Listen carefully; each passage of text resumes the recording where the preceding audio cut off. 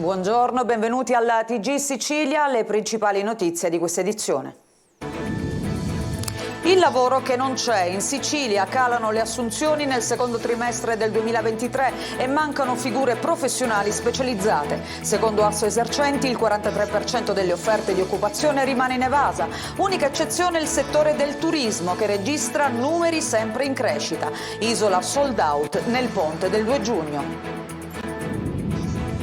Multe a raffica a Palermo con l'autovelox, il capoluogo è tra le città in cui vengono elevate più contravvenzioni, la seconda per incremento nell'ultimo anno con un più 164%.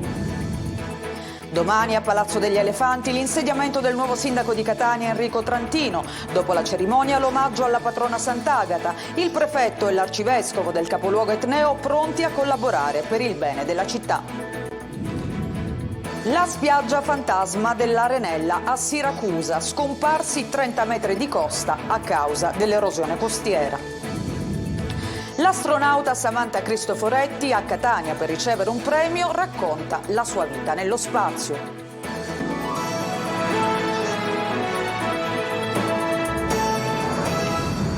Lo avete sentito dal nostro sommario, parliamo di lavoro, assunzioni in calo in Sicilia nel trimestre maggio-luglio rispetto allo scorso anno, sebbene secondo il report di Assoesercenti le imprese non riescono a trovare il 43% di lavoratori specializzati, ci dice tutto Adelaide Barbagallo. Sono circa 25.000 le assunzioni previste dalle imprese siciliane a maggio. Entro luglio saranno oltre 87.000. Ma a queste cifre con il segno più, fornite da uno studio di Assoesercenti Sicilia, se ne affiancano altre meno positive. Il dato viene dal raffronto con lo stesso periodo dello scorso anno. Rispetto al trimestre maggio-luglio del 2022 si rileva un calo di assunzioni del 10%. Il segno meno si registra un po' in tutti i settori, tranne che nel turismo, che programma 27.000 assunzioni entro luglio, e il commercio. Le città con maggiori assunzioni, Catania e Trapani. Bene vanno anche l'industria, che nel suo complesso programma oltre 20.000 entrate nel trimestre maggio-luglio. E poi l'agroalimentare, la metallurgia, in crescita anche il comparto delle costruzioni, che registra un più 10,92% rispetto allo scorso anno. Le imprese che si occupano di servizi alla persona cercano lavoratori, ma registrano una flessione del 29%. In Sicilia, dove il tasso di disoccupazione è molto alto, mancano candidati però per ricoprire alcuni lavori. A maggio rappresentano il 43%. Tante le figure di difficile reperimento. In cima troviamo gli insegnanti per la formazione professionale, 86,8%, seguiti dai medici e poi ancora da tecnici e operai specializzati. 43% di risorse non reperibili significa che bisogna investire sulla formazione e soprattutto su competenze specifiche, e quindi una politica mirata da parte della Regione per la formazione anche attraverso l'utilizzo dei fondi del PNRR, che possa portare i giovani a inserirsi all'interno del mercato del lavoro siciliano, che possa portare le aziende a investire anche in Sicilia. Se in alcuni settori dunque c'è una ricerca affannosa di personale, in linea generale c'è una flessione nelle assunzioni in tutte le province della Sicilia. A guidare la classifica in negativo è Palermo con un meno 24,3%, seguita a ruota da Enna, Siracusa e Catania, che chiude la classifica con un calo del meno 1,7% rispetto allo scorso anno. Non tutte le città hanno il segno meno. Agrigento con il suo 9,1% è la provincia che registra un aumento di assunzioni rispetto al trimestre maggio-luglio dello scorso anno. Bene anche Caltanissetta e Trapani. Lo avete sentito anche da questo report, il settore del turismo non solo resiste alla crisi ma esplode. Infatti per il ponte del 2 giugno la Sicilia è sold out e si conferma tra le mete preferite dai viaggiatori. Federalberghi calcola un giro d'affari di quasi 7 miliardi di euro. Sentiamo Eva Spampinato. Il ponte del 2 giugno rimane un punto fermo per 15 milioni di italiani che scelgono il weekend lungo per inaugurare la stagione delle ferie, un vero e proprio assaggio d'estate. L'Italia rimane destinazione preferita dagli stessi italiani che scelgono il bel paese nel 94% dei casi e la Sicilia la fa da padrone. Diciamo che è sold out la Sicilia. soprattutto preferiscono i siciliani rimanere nella nostra bella isola. Le richieste sono state varie, anche le piccole isole, le Eolie e anche le Egadi.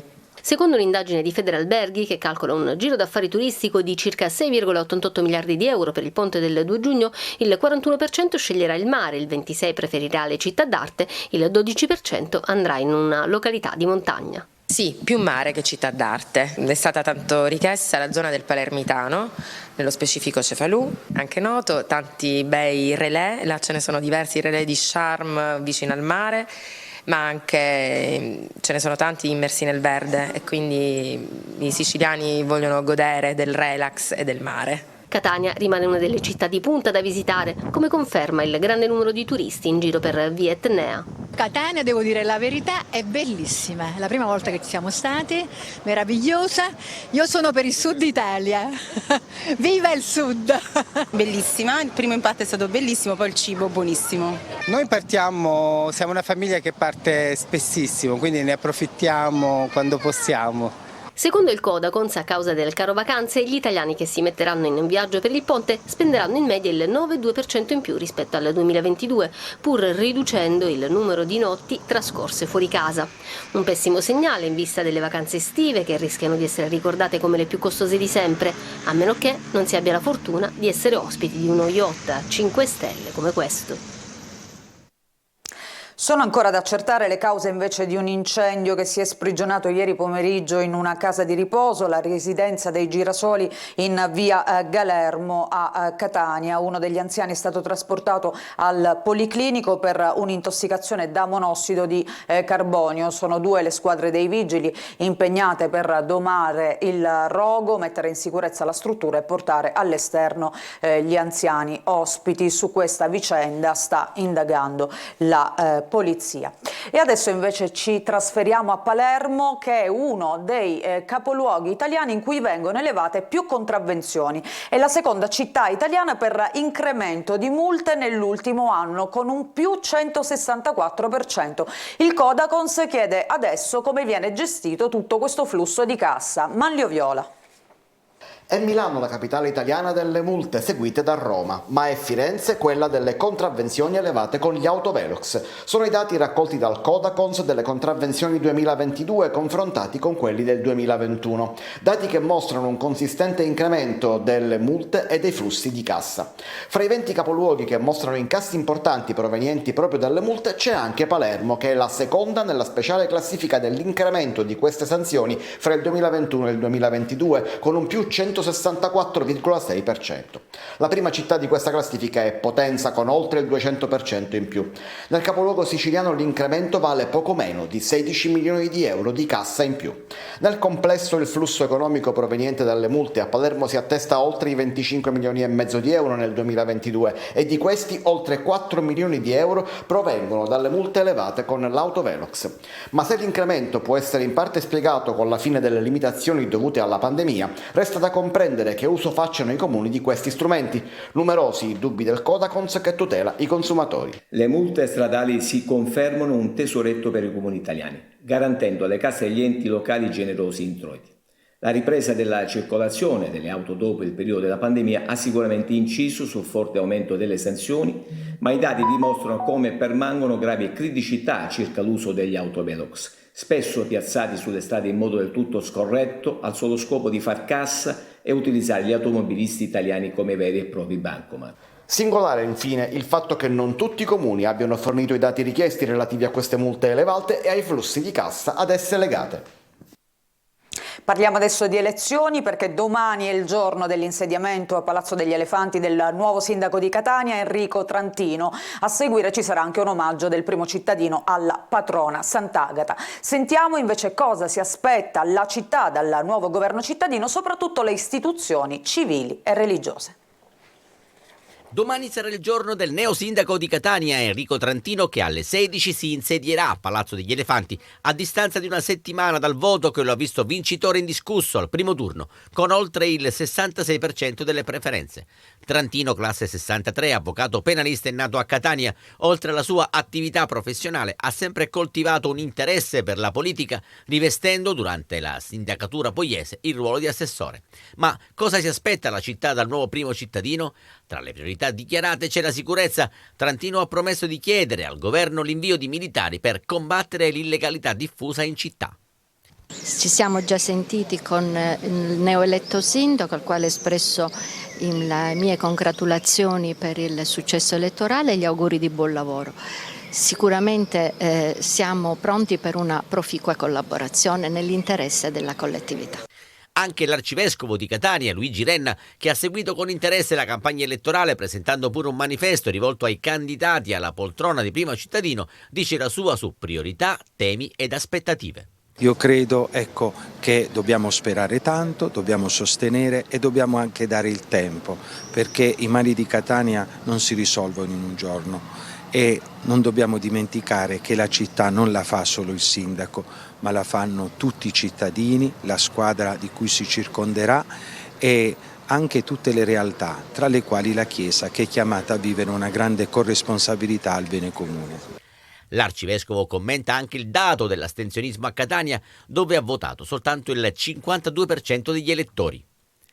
Non è un dato incontrovertibile, si può cambiare una tendenza, molto dipende da quello che i politici faranno, le amministrazioni faranno e io ho molta fiducia che la lettura di questi dati e la risposta alle esigenze che questa città ha manifestato in vari modi, non ultimo con i cantieri di Catania voluti da un gruppo di cattolici, si raccoglierà la sfida e si daranno delle risposte adeguate. Dopo il giuramento, il sindaco Trantino si recherà in cattedrale per un omaggio alla santa patrona Agata. E sempre domani a Catania, nel viale Odorico da Pordenone, in direzione Nesima, riprenderanno i lavori di scarifica e bitumazione del manto stradale usurato e dissestato in più punti. Gli interventi avviati nei mesi scorsi e già in stato avanzato di esecuzione rientrano nel progetto di messa in sicurezza e riqualificazione dell'intera circonvallazione, con il rifacimento dell'asfalto delle due carreggiate, la sistemazione dei marciapiedi con le alberature e la sostituzione dei guardrail.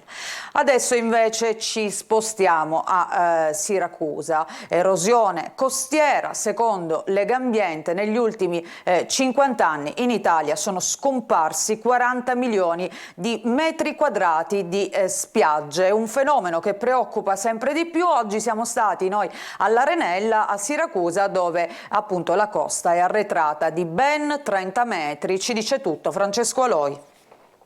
L'Arenella prima, l'Arenella adesso, una delle spiagge più belle di Siracusa oggi si presenta così. L'ho lasciata l'anno scorso, bellissima, adesso è deludente, però spero che si possa migliorare, almeno così mi auguro. Spero che si riprenda un po' più avanti la stagione, per ora è un po' altalenante. Questo lido ogni anno montava 500 ombrelloni, ora ce ne sono soltanto poco più di 200. La costa è arretrata di 30 metri, un grosso problema per lo stabilimento. È una spiaggia che è in movimento dal 4 maggio e non accenna a stabilizzarsi, per cui non ci consente di offrire i servizi che normalmente siamo in grado di offrire. Da questa parte avevamo 15 file di ombrelloni, in questo momento la situazione è questa, signori. Sono riemersi gli scogli sotto la sabbia, che questi scogli non si vedevano, mancano all'incirca un 4 metri di sabbia a sprofondare. Uno scenario che è sotto gli occhi di tutti. Nelle ultime settimane il mare ha portato via altra sabbia. Meno ombrelloni significa anche meno posti di lavoro. Io mi auguro di riuscire a lavorare con delle risorse perché il delta si riduce a zero. Assolutamente. La delusione si respira anche tra i bagnanti che non si aspettavano tutto questo. Oggi è il primo giorno di mare per noi e ne siamo rimasti sorpresi. È stata una delusione enorme. Speriamo che si sistema come l'anno scorso. Secondo Legambiente, negli ultimi 50 anni in Italia sono scomparsi 40 milioni di metri quadrati di spiagge, un fenomeno, quello dell'erosione costiera, che preoccupa sempre più. Dal 2022 a maggio 2023 già la costa della spiaggia dell'Arenella si era arretrata di quasi 15 metri, ma nei primi 15 giorni del maggio del 2023 abbiamo avuto un arretramento di altri 15 metri. Anche sulle altre parti dell'Arenella stiamo notando l'assenza di spiaggia. E intanto la Batigia è piena di posidonia, una risorsa per l'ambiente, però poco amata dai bagnanti.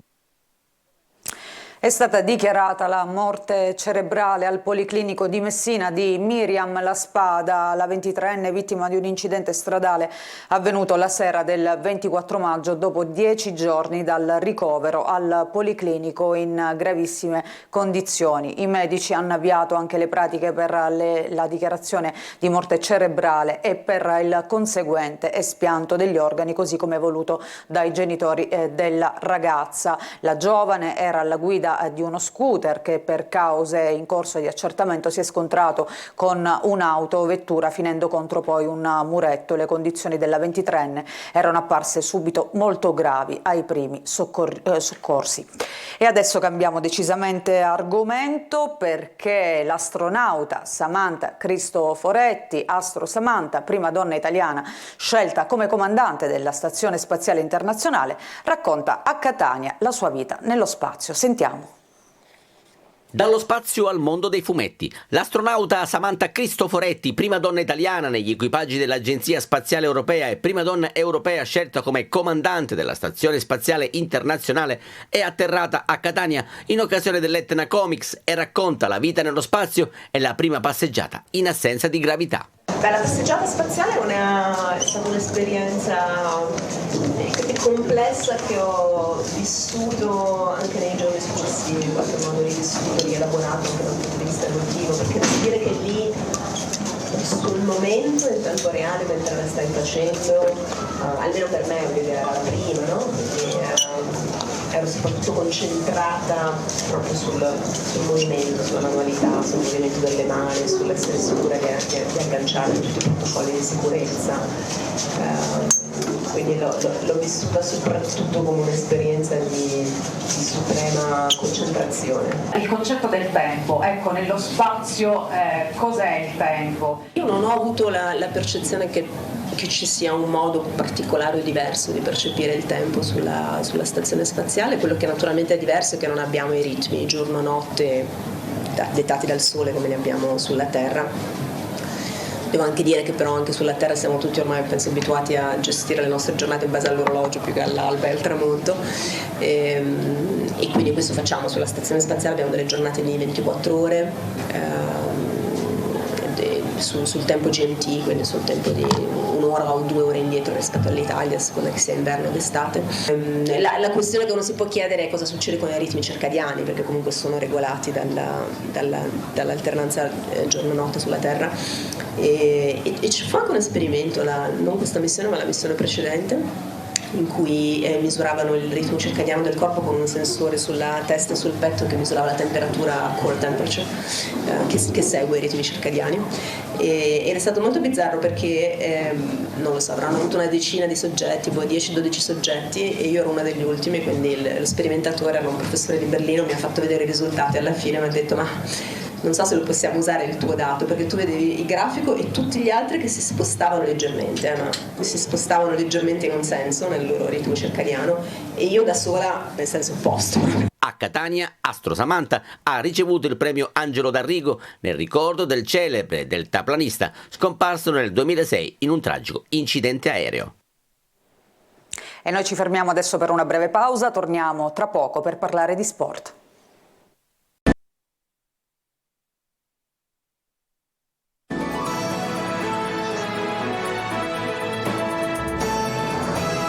Ancora una volta ben trovati, seconda parte del TG Sicilia. Sfuma l'obiettivo Supercoppa per il Catania Beach Soccer, battuto dal Pisa per 7-4 a San Benedetto del Tronto. Debutto ufficiale vittorioso invece per il Catania, che nella prima giornata della Pool Scudetto ha superato Milano ai rigori. Sentiamo Marco Gullà. Si spezzano alla terza frazione di gioco le speranze del Catania Beach Soccer, che non riesce ad avere la meglio sul Pisa e vede sfumare il primo obiettivo stagionale. La Supercoppa va infatti ai toscani. Sul rettangolo di sabbia della Beach Arena di San Benedetto del Tronto il Pisa ha battuto il Catania per 7-4. Dopo un tempo decisamente equilibrato, la gara è esplosa nel secondo tempo. B. Martins ha portato avanti gli etnei, ma poi in 2 giri di orologio sono arrivati i gol del Pisa, che ha ribaltato le sorti del match. Nell'ultima frazione i toscani hanno messo al sicuro il risultato con 3 sigilli. Il Catania ha segnato poi 2 volte, quando però ormai la gara si era incanalata sui binari opposti. Un gioco di intensità, ma in terzo tempo no. In terzo tempo penso che mancava un po' di intensità, ma penso che è inizio di temporada, inizio di giornata. Manca tanto lavoro, manca tanta coisa. Ora na partida seca, pensiamo sempre como partida seca, ma non è nostro pensiero, non è mio pensiero in questo momento.